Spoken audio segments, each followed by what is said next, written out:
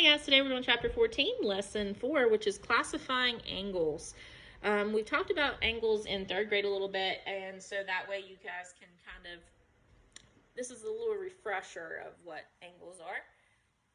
You should be able to do these anyways. So, we have a right angle, which looks similar to this, and it has this little thing right there. And that means it is a right angle. It means it's 90 degrees perfectly. Okay? Means it is completely and totally 90 degrees. A right angle never changes from 90 degrees. It has this little symbol. It's 90 degrees, perfect. Then you have an acute angle. Okay? So, an acute angle is small. It's a little acute angle right here. It's got a little arc right there.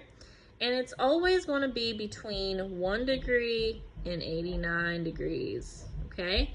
It's going to be between that. It's going to be less than 90, but more than 0. Okay? So it's got to be in between those two numbers. Then you have an obtuse angle, which is a big angle like this.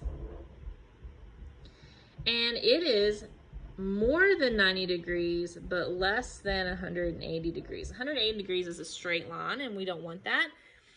But we want a big angle. So it's more than 90, but less than 180. And 90, if you look at it, it's a perfect L. So an acute angle is smaller than the L, and the obtuse angle is bigger than the L. So that kind of helps you as well. All right, so if you have questions about that, please let me know. But let's go ahead and get started on example 1. David walks by a crosswalk sign on his way to school.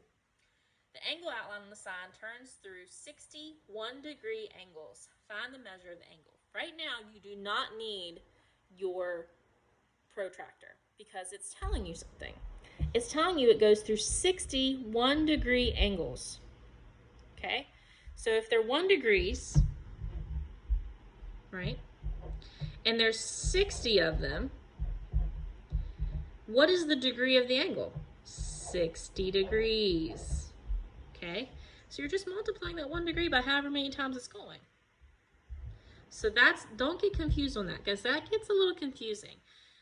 You would automatically probably pick up your protractor and look at it, but I don't want you to do that. It gives you the answer. Just look at it. Read the question, okay? Example 2. Classify the angle as right, acute, or obtuse. Well, let's look. We have a symbol. What does that symbol represent? Right there, it represents that it's 90 degrees.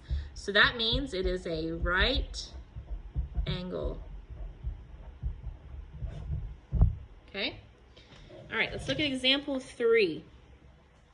We're going to classify the angle as right, acute, or obtuse. Well, is it an L? Or does it have that symbol? No. So we know it's not a right.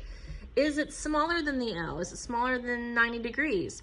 Does it look like it? No, it looks like it's bigger than an L. And you can turn it, and you can actually see that it is bigger than an L.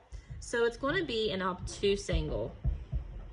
We don't even have to measure it. We can tell right now that it is an obtuse angle. So let's look at guided practice. The angle shown turns through 94 1-degree angles. Find the measure of the angle. So we know that there's 1 degrees and there's 94 of them. So your measurement would be 94 degrees. Okay. Classify the angle shown as right, acute, or obtuse.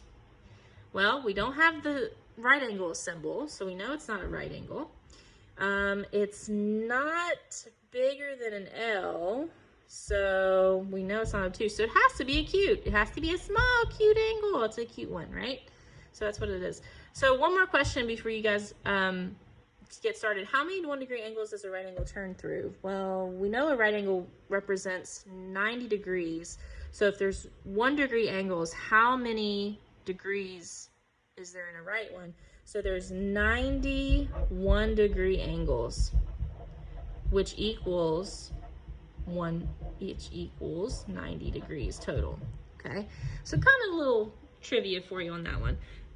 So go ahead and get started on your independent practice. If you have any questions on anything, please let me know. If not, go ahead and get started, guys.